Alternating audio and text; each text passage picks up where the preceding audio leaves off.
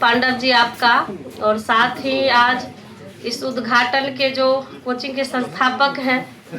निर्मल जी, मैं उनको बहुत बधाई एवं शुभकामनाएं देती हूं कि आपने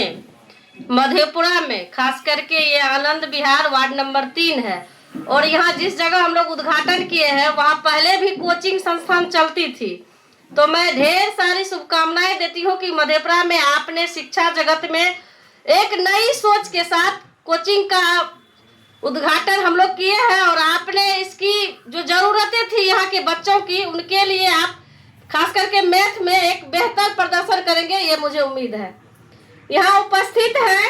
जो हम लोग के पंकज सर हैं, अभी मैं उनका संबोधन सुन रही थी तो अच्छा लग रहा था कि सर शिक्षा के क्षेत्र में सर घर घर जाकर के भी बच्चे को शिक्षा देते, तो ये कम बड़ी बात नहीं है, क्योंकि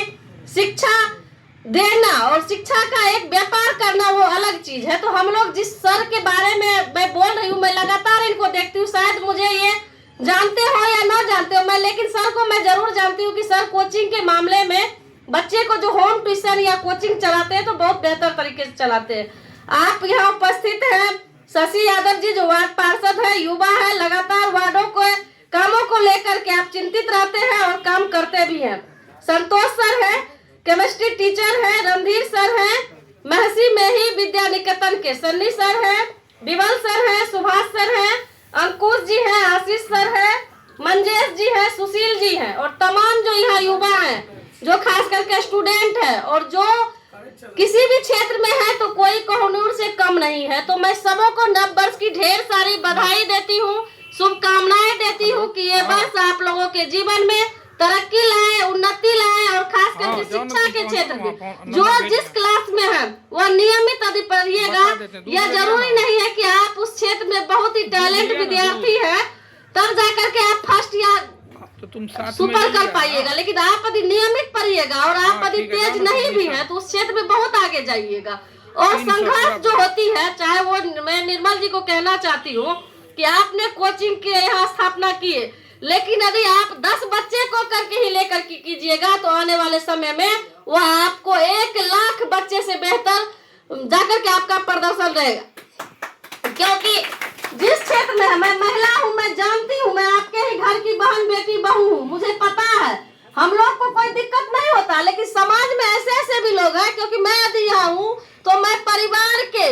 कहीं न कहीं परिवार जो मजबूत स्तंभ होता है वह परिवार के सहयोग से ही मैं आपके बीच में खड़ी हूँ। तो हम लोगों को दिक्कत नहीं है, लेकिन समाज में जो अभी भी कुरीतियां हैं कि बेटियां रात में क्यों निकलेगी, दिन में कहीं क्यों जाएगी, लेकिन यदि हम अच्छे हैं तो हमें वो सोच नहीं कोई मायने रखता है, क्योंकि